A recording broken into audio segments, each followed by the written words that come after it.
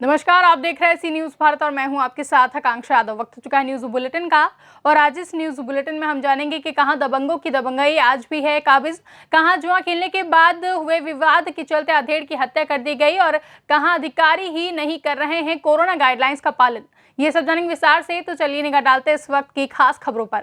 अमरोहा जनपद की ट्रैफिक ने पुलिस से राम प्रसाद शर्मा ने कलेक्ट्रेट के पास खड़ी वीआईपी जोन में गाड़ी माल का चालान काट दिया और ट्रांसपोर्ट मालिक को सलाह दी है कि अगर ऐसा दोबारा करते हुए पाया गया तो उनके खिलाफ सख्त कार्रवाई की जाएगी और उनकी गाड़ी सीज कर दी जाएगी।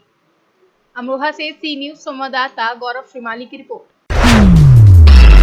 एक तरफ जहां उत्तर प्रदेश के मुख्यमंत्री योगी आदित्यनाथ प्रदेशवासियों से कोरोना की गाइडलाइन का पालन करने की अपील कर रहे हैं, वहीं उनके अधिकारी उसकी धज्जियां उड़ाते नजर आ रहे हैं।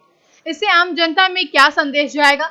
क्या सभी नियम आम जनता के लिए हैं, अधिकारियों के लिए नहीं? मामला है बिजनौर की तहसील चांदपुर के ब्लॉक जलीलपुर का, जहां रिक्त पदों पर हुए आवेदन के समय कोरोना काल में रिक्त पदों पर पंचायत चुनाव प्रक्रिया में खंड विकास अधिकारी दिनेश शर्मा को कोरोना वायरस का कोई डर नहीं है। खंड अधिकारी जलीलपुर दिनेश शर्मा केंद्र व राज्य सरकार की गाइडलाइन की धज्जियां उड़ा रहे हैं, जहां दिनेश शर्मा मास्क मुंह पर कम और कान पर ज्यादा लटका रहे हैं, जिसका वीडियो में आप साफ तरीके से देख सकते हैं कि उन्होंने मास्क तो लगाया है लेकिन सिर्फ कान पर। बिजनौर से सी न्यूज़ संवाददाता सलीम हाशमी की रिपोर्ट। मौरानीपुर के रानीपुर में कांग्रेस जिला अध्यक्ष ने महामारी कोरोना को देखते हुए जिले में जितने भी गांव देहात ब्लॉक तहसील और हर उस जगह कांग्रेस के कार्यकर्ताओं की योजना को लेकर लोगों से रूबरू होंगे और प्रदेश में कोरोना काल चलते हुए लोगों को दवा और हर गाँव में लोगों को जोड़ने का काम किया जाएगा। कोरोना महामारी को देखते हुए जो दवा का वितरण, औषधि वितरण का कार्यक्रम है, उसको संचालित करने के लिए आज ये मीटिंग यहाँ रखी हुई है।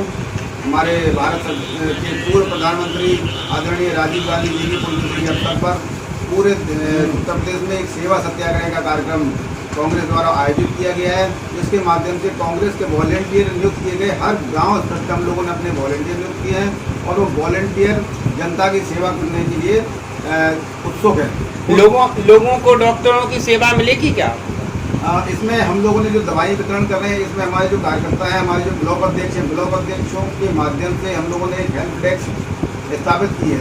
सारे ब्लॉक अध्यक्ष हेल्प डेस्क के मुखिया होंगे, इनके पास जो फ़ोन नंबर आएंगे, इनको दवा का जिसको ज़रूरत होगी वो अपनी दवाई के लिए अपने डॉक्टर का पर्चा लेके आएंगे, आधार कार्ड लेके आएंगे और हम उनको ये दवा देंगे। तो ये गांव-गांव तक जाए पहुंचेगी क्या योजना? बिल्कुल, हर गांव तक हमारे ब्लॉक अध्यक्ष अपने न्याय पंचायत अध्यक्ष और कांग्रेस के कार्यकर्ताओं के माध्यम से गांव तक और बूथ स्तर पर जाकर डॉक्टरों के माध्यम से डॉक्टरों के परामर्श के अनुसार इन दवाइयों को वितरण करेंगे। गांव-गांव दवाएं भेजने के लिए जो आज के महामारी में जो लोग परेशान हैं, तो ऐसे में आप क्या आगे कदम उठा रहे हैं? हमें निर्देश है राष्ट्रीय कांग्रेस पार्टी की महासचिव जयंत इंदिरा गांधी वाड्रा का, उत्तर प्रदेश कांग्रेस के जुझारू अध्यक्ष अजय कुमार रेड्डी। हम जनता के बीच में रहने वाले लोग हैं, हम जनता के हित की बात करने वाले लोग हैं और जनता के दुख तकलीफ में हम शरीक होने वाले लोग हैं। ये देखा हमारे ऊपर के नेतृत्व ने कि आज की सरकारें जो है, चाहे वो उत्तर प्रदेश सरकार हो चाहे केंद्र सरकार हो, कोरोना की दूसरी लहर आई है, कितना लोग हताहत हुआ है, हजारों की संख्या में लोग मर गए हैं, जिनको दवा नहीं मिल पाई, ऑक्सीजन नहीं मिल पाया और वैक्सीनेशन पूरा हो नहीं पाया। उसको देखते हुए हमारी राष्ट्रीय सचिव बहन प्रियंका गांधी ने ये पीड़ा को देखा तो उन्होंने एक कोरोना किट निकाल दी और डॉक्टरों की भी व्यवस्था की पूरे प्रदेश लेवल पर। ये उन्होंने बनाया है कि ब्लॉक अध्यक्ष के माध्यम से न्याय पंचायत अध्यक्ष तक और ग्राम प्रधान तक ये दवा जाएगी।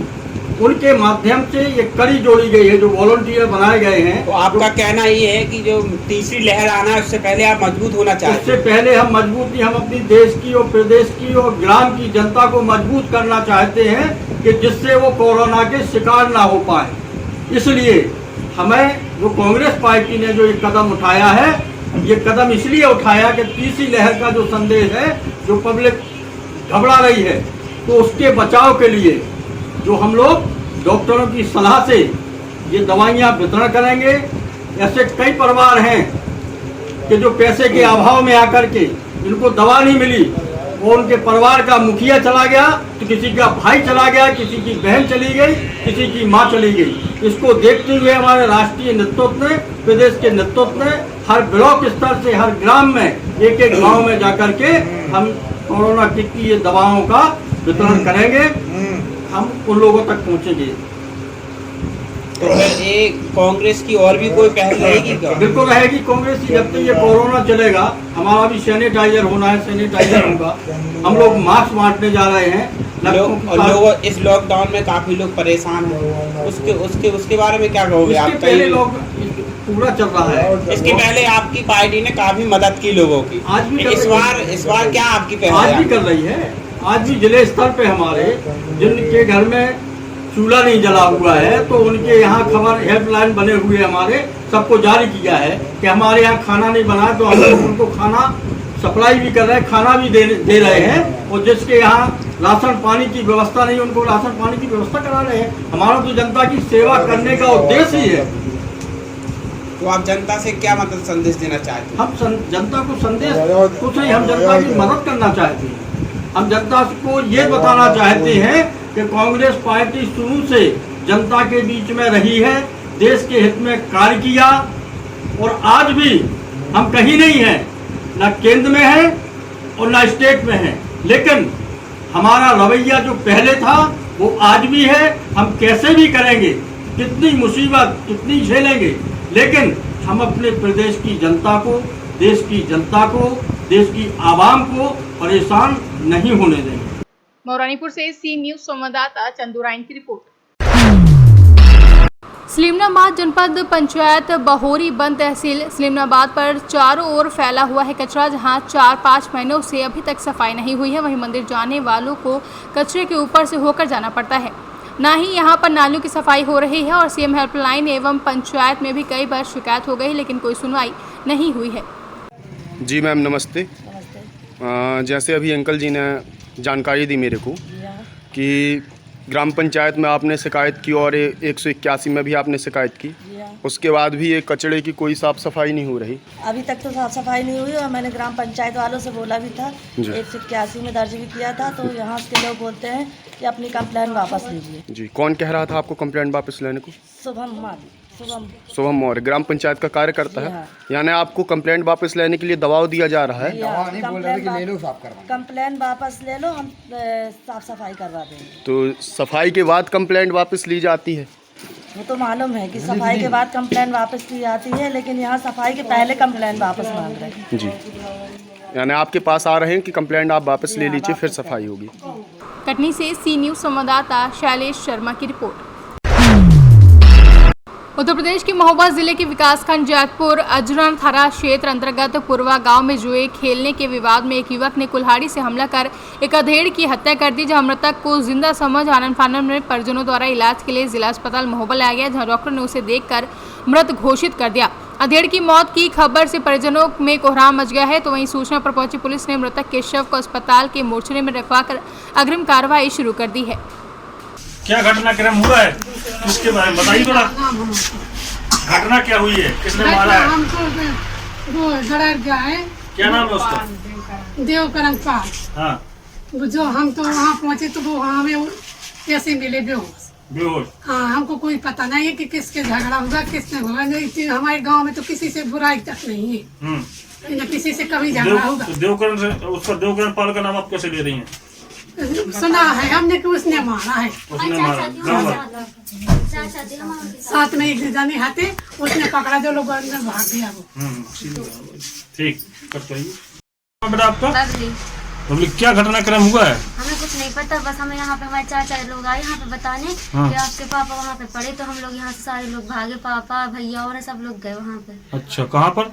उस दूसरे मोहल्ले में। अच्छा, तो आपके पापा की किससे बुराई चलती थी? कभी नहीं, किसी से तक नहीं हुई। तो गाँव आपको पता है कि आपके पापा को किसने मारा है? हाँ, हमें पता है, देवकरण पाल ने मारा है। अच्छा, कैसे मारा है? कैसे मारा है? हमें ये नहीं पता, कुल्हाड़ी से मारा है यहाँ पे और यहाँ पे कंधे पे। झगड़ा किस बात पे हुआ पता है? किस बात को लेकर झगड़ा हुआ है? कुछ लेन देन या कुछ जमीन में? बस सब पता कहाँ से गुट के लिए उन्होंने बस आ रहे थे घर साइड। अच्छा, नहीं पता कि क्या कर दिया। आपका नाम क्या है? बबली। ये थाना अजनर में पूर्वा पनवाड़ी गांव में आज लगभग 11 से 12 बजे के बीच में घटना हुई है, जिसमें एक युवक की मृत्यु हो गई है मृत्यु के मामले में तहरीर प्राप्त हो गई है। इसमें लगभग 8 लोगों को नामजद किया गया है और इसमें मुकदमा दर्ज करने की कार्रवाई चल रही है और शीघ्र ही अभियुक्तों की गिरफ्तारी कर और विवेचना का निस्तारण किया जाएगा। मैम अभी तक गिरफ्तार नहीं हुई? नहीं, अभी नहीं। अभी तहरीर प्राप्त हुई। तहरीर प्राप्त करने के बाद अगला कार्रवाई हमारी गिरफ्तारी की होगी और गिरफ्तारी के बाद शेष कार्रवाइयाँ की जाएंगी। महोबा से सी न्यूज संवाददाता सुरेंद्र कुमार निराला की रिपोर्ट। उत्तर प्रदेश के जनपद मऊ रतनपुरा में दबंगों की दबंगई आज भी कायम है, जहां पुलिस प्रशासन राजस्व का बहाना लेकर प्रार्थी द्वारा मिट्टी गिराए जाने के कार्य में सहयोग नहीं कर रही है।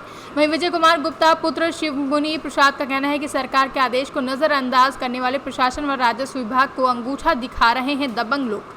ग्राम प्रधान रतनपुरा रामाश्रय मौर्य का लिखित आदेश है कि इस मामले में ग्राम पंचायत की कोई क्षति व नुकसान नहीं है। भारत सरकार उत्तर प्रदेश सरकार से अपील है कि उनकी जमीन पर कुछ अराजकता तत्वों द्वारा दबंगई दिखाकर उनके कार्य में दखल अंदाज कर रहे हैं, जिसके बारे में आज प्रार्थी ने न्याय की गुहार लगाई है। विजय कुमार, क्या मामला है? मामला ये है कि मेरी अराजी नंबर 289 324 और 325 मेरे नाम से दर्ज है, मेरे नाम से खतौनी है। मैं उसमें जब भी मिट्टी गिराकर कार्य कराना चाहता हूँ, गांव के ही कुछ विरोधी लोग जिनका नाम राघवेंद्र बहादुर सिंह, नरेंद्र प्रताप सिंह, आशुतोष सिंह आदि हैं, ये लोग मौके पर आकर के दबंगई से मेरे मिट्टी गिराने के कार्य को रोक देते हैं, जिनकी रोकने का कोई औचित्य नहीं है, सीमा अधिकार का कोई विवाद नहीं है। कई आपने राजस्व विभाग को सूचना दिए हैं? जी, हमेशा देते रहे हैं, लेकिन कोई जो है कार्रवाई नहीं होती है। उनसे ये नहीं पूछा जाता है कि आप क्यों रोकते हैं। यहाँ मेन मुद्दा जो है। अच्छा, आप लोग पूछते नहीं क्यों रुक रहे हैं? हम पूछते हैं तो जो है वो कहते हैं कि नहीं रुकेगा। अच्छा, काम हम नहीं होने देंगे। अच्छा, दबंगई जैसे गाली गुप्ता भी देते हैं हम लोगों को, वहाँ मौके से जो है लोग भगा देते हैं। मऊ से सी न्यूज संवाददाता राम प्रवेश भारती की रिपोर्ट। उत्तर प्रदेश जनपद मऊ रतनपुरा पुलिस चौकी के सामने पोखरा को पलायन कर रहे हैं कुछ अराजक तत्व, जहां पोखरे के नाम से एलाट गाटा संख्या 250 नाम से दर्ज है। उत्तर प्रदेश सरकार का ऐलान है कि पोखरा कुआं ना ही बेचा जा सकता है और ना ही खरीदा जा सकता है। राम नारायण साहू पुत्र स्वर्गीय मोतीचंद्र ग्राम पंचायत रतनपुरा के मूल निवासी आपत्ति है कि उनके पूर्वजों द्वारा पोखरे का निर्माण कराकर सार्वजनिक पूजा पाठ करने को संयुक्त स्थान रहा है। मनोज कुमार गुप्ता पूर्व स्वर्गीय उच्छे प्रसाद का सरकार व प्रशासन से दरख्वास्त है कि पोखरे को कई पुश्तों से दर्शनार्थ पूजा पाठ के लिए मान रहे हैं, क्यों सरकार के मंसूबों पर पानी फेरा जा रहा है। ये क्या मामला है इस पोखरे का जो अभी हम? ये पोखरा हमारे बाप दादों का बनवाया हुआ पोखरा है, 350 वर्ष पुराना पोखरा है। उसमें बीच में जो है क्या नाम है, लठ जो कहा जाता है, लठ भी है और पोखरे के किनारे उत्तरी साइड में सीढ़ी भी है। लेकिन हमारे ही परिवार के कुछ लोग पैसा के लालच में आकर के उस पोखरे को दूसरे लोगों को बेच दिए हैं, जो ऐसा नहीं करना चाहिए। अच्छा, जो जिन्होंने बेचे हैं और जिन्होंने लिया है भाई, वो तो पैसा दिया तो बनवाएगा। तो लेने वाले को भी तो सोचना चाहिए कि हम पोखरा कैसे ले रहे हैं। पोखरा मंदिर मस्जिद बेचा जाता है क्या? इनार पोखरा बेचा जाता है क्या? नंबर से होगा ना? नंबर से तो है, लेकिन बेचने का अधिकार नहीं है। पोखरा बेचने का, कुआं बेचने का अधिकार किसी को नहीं है। ये और जो हमारे परिवार के लोग हैं, बेचे लोग, आपके कहने का तात्पर्य क्या है? क्या मेरे कहने का तात्पर्य है कि ये मेरे पूर्वजों की बनाई हुई चीज पोखरा है, ये वैसे ही रहना चाहिए। मैं उसका सुंदरीकरण चाहता हूँ। अभी इसके लिए सरकार अगर कहे, अभी मेरा नाम है और लोगों का नाम है, हम लोग राजस्व विभाग को भी दे सकते हैं, या गांव समाज को हम दे सकते हैं पोखरा, उसका अस्तित्व बचाए रखने के लिए। देखिए, मैं बता दूं आपसे, पहले जब पोखरा था तो उसमें जानवर पानी भी पीते थे, महिलाएं छठ का पूजा भी करती थी, सारे अगल बगल के लोग जो है नहाते थे, पोखरा स्वच्छ था, सुंदर था। लेकिन अब जो है क्या नाम है कि कुछ परिवार के कुछ लोगों द्वारा बेच दिया गया, तो ये लेने वाले को भी सोचना चाहिए कि मैं पोखरा कैसे ले रहा हूँ, नहीं लेना चाहिए, और बेचने वाले तो गलती किया ही है। इसके लिए आप आले अधिकारी को कुछ सूचना दिए हैं?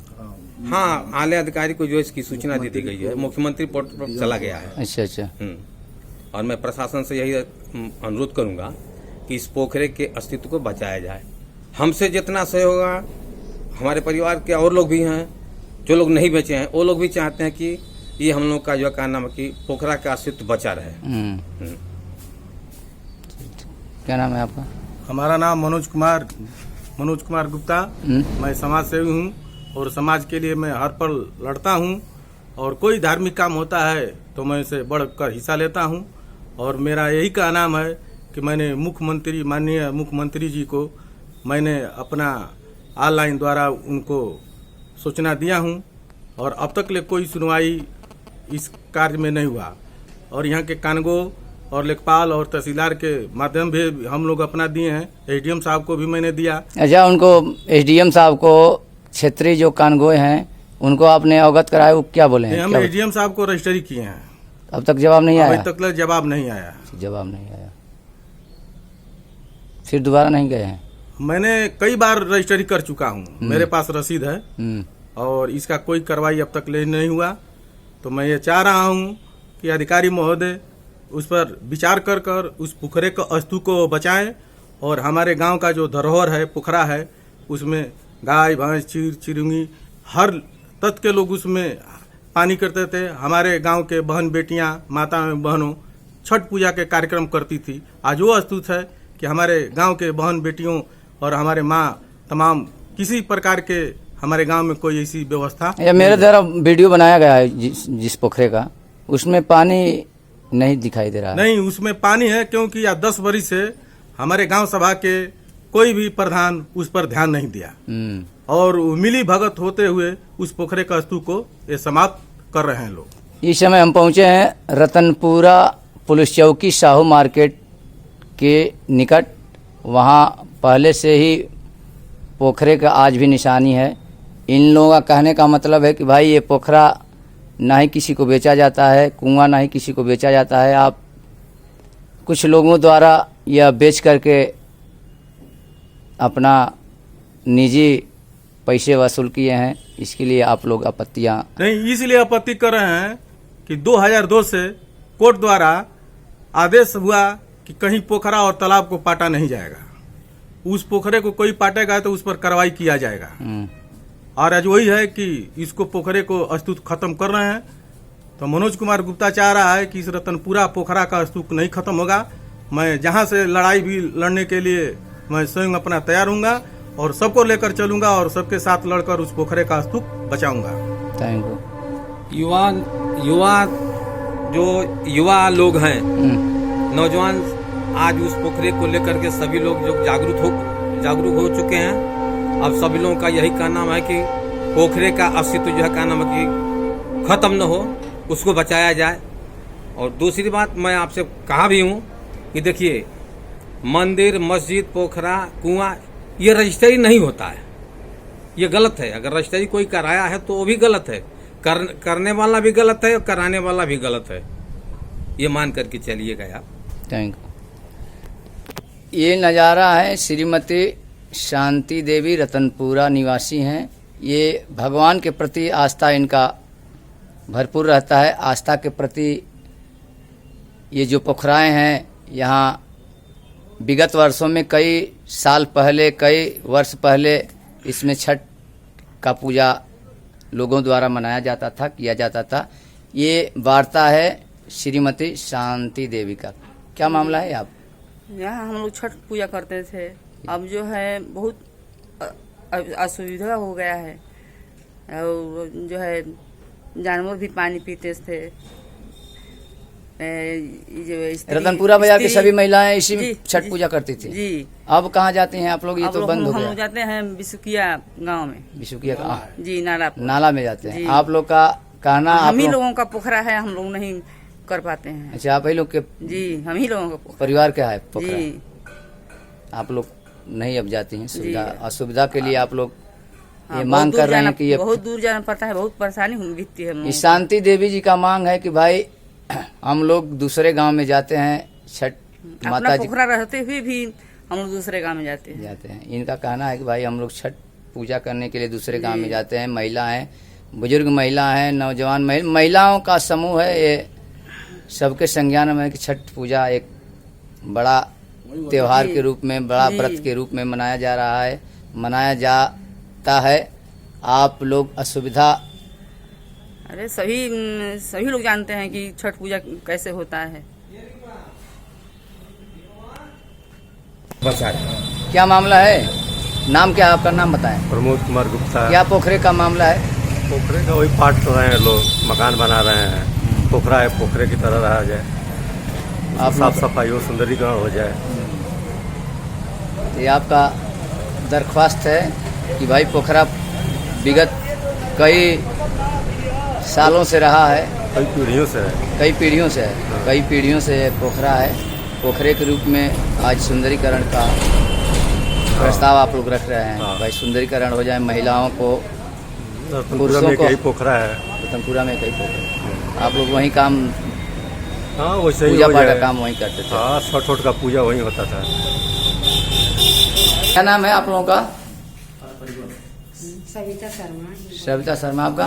लीलावती शर्मा। अच्छा, जो ये पोखरा रतनपुरा पुलिस चौकी के सामने जो पोखरा है, क्या मामला है? क्या आप लोगों की परेशानियां हैं इस पोखरे से? अब पोखरा में पहले तो छठ होत रहा हाँ। अब इस समय मकान बन गई बा, वैसे आप लोगों को परेशानी हो रही है छठ? देखिए, महिला का कहना है कि भाई हम लोग श्रद्धा हम लोग के अंदर है, भगवान के प्रति, छठ माई के प्रति श्रद्धा रखने वाली ये दोनों महिलाएं हैं। ये नज़ारा देखिए, ये बोल रही हैं कि भाई हम लोग श्रद्धा से पूर्ण, भगवान को श्रद्धा से मानने वाली, छठी माई को श्रद्धा से मानने वाली हैं। हम लोग जब छठ पूजा आता है तो बड़ा परेशानियां उठानी पड़ती है, दूसरे गांव में जाना पड़ता है, जो कि स्वयं का आप के पूर्वजों का ही ये पोखरा है। इन लोगों का कहना है भाई कि आज तक पोखरा, कुआं ये सब रजिस्ट्री नहीं हुए हैं, अब क्यों ये सब रजिस्ट्री हो रहे हैं लोगों द्वारा? लोग इस पे मकाने बनाए जा रहे हैं, पाटे जा रहे हैं। और आपका क्या कहना है? अभी है बोली दीदी वही बात। अच्छा, वही आप भी छठ पूजा को लेकर के ही परेशान है? छठ पूजा के लिए पोखरा का नंबर 249 है, 250 है और 251 है। ये चारों ओर भीटा था और भीटे के चारों ओर से बीच में पोखरा था। और इस पोखरे के अस्तित्व में हम लोग कई बार अपने गांव सभा प्रधान से हम उसका विरोध किए, और गांव का प्रधान इस बात को, जिस की वजह से वो कार्यक्रम उस पर अपना वो ध्यान नहीं देते थे। और मैं बहुत दिनों से इस पोखरे को बहुत अधिकारियों, पोखरे के नाम से वो नंबर है ना? हाँ, पोखरे ही के नाम से नंबर है, जो नंबर है वो पोखरे। हाँ, वो सरकार कह रही है, सरकार उसका जांच करा ले और जांच करा कर जो भी है उसका रिपोर्ट लगाए। मऊ से सी न्यूज संवाददाता राम प्रवेश भारती की रिपोर्ट। खबर मुजफ्फरपुर जिला के बंदर प्रखंड से आ रही है, जहां प्रखंड क्षेत्र में कोरोना की दूसरी लहर से निजात दिलाने में लगे ग्रामीण चिकित्सकों को गायघाट सामाजिक मंच ने रविवार को बरियारपुर में सम्मानित किया, जहां मंच के संरक्षक विभूति नारायण और महिला प्रकोष्ठ के बंदरा प्रखंड अध्यक्ष गीता गुप्ता ने कोरोना वॉरियर्स को प्रशस्ति पत्र और पीपीई किट प्रदान की है और माल्यार्पण कर उनका मनोबल बढ़ाया है। मुजफ्फरपुर से सी न्यूज संवाददाता गंधीर कुमार झा की रिपोर्ट। नरसिंहपुर जिले के तेंदुखेड़ा वार्ड क्रमांक 9 के अंतर्गत रहने वाले धर्मेंद्र पिता कोमल सिंह पटेल की 9 वर्षीय बालिका अपने ही पड़ोस में खेलते खेलते गायब हो गई, जहां घटना के संबंध में मिली जानकारी के अनुसार नन्ही बालिका के माता पिता वैक्सीन सेंटर पर टीका लगवाने के लिए गए हुए थे। इसी बीच उक्त बालिका पड़ोस के अन्य बच्चों के साथ खेलने चली गई, लेकिन जब लौटकर वापस आए तो बालिका घर में नहीं मिली। पड़ोस में पता किया, लेकिन तब भी कोई पता नहीं चला, जहाँ आसपास साजी की गई। फिर पुलिस को सूचना दी गई, जहां पुलिस ने मौके पर पहुंचकर जांच पड़ताल शुरू कर दी है। क्रमांक 9 में जो 9 साल की बच्ची मिसिंग हुई थी, उसके साथ क्या कुछ हुआ, क्या जानकारी आप साझा कर सकते हैं?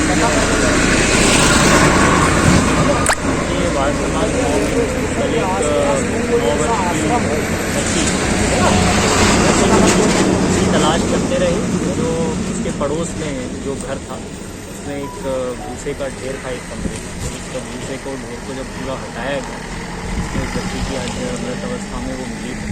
और इसमें जो जिसका मकान था, जिस लड़के के ऊपर संदेह है, उसको हम लोग तलाश कर रहे हैं। अभी हमारी कम से कम 6 से 10 टीमें अलग अलग जगह पे इसकी सर्चिंग कर रही हैं और जल्दी ही हम उस लड़के को अपनी हिरासत में लेके पूछताछ करके। वार्ड वासियों का कहना है कि लगातार नशेड़ी लोग मोहल्ले में घूमते रहते हैं तो नशे पे आपके माध्यम से तेंदुखेड़ा में आगे लगाम लगेगी कि ऐसा ही कुछ चलता रहेगा? देखिए, अभी यहाँ पे वार्ड में कई लोगों ने ऐसी शिकायतें बताई थी। मैं अपना नंबर 7049100449 ये मेरा नंबर है। सभी वार्ड वासियों को ये निवेदन है कि इस नंबर पे आप कभी भी कॉल करें। व्हाट्सएप भी मेरा इसी पे है, व्हाट्सएप करके जो भी इस तरीके की सूचना है सीधे मुझे दे सकते हैं और इसमें बिल्कुल हम जो है लीगल कार्रवाई करेंगे। तेंदुखेड़ा थाने में सर पूर्व में भी 2 हत्याएं हुई हैं, 4-5 आत्महत्याएं भी संदिग्ध हालत में हुई हैं। उन पर कोई भी प्रकार की कार्रवाई, मतलब लोग संतुष्ट नहीं उन कार्रवाइयों से, क्या कुछ कहना है?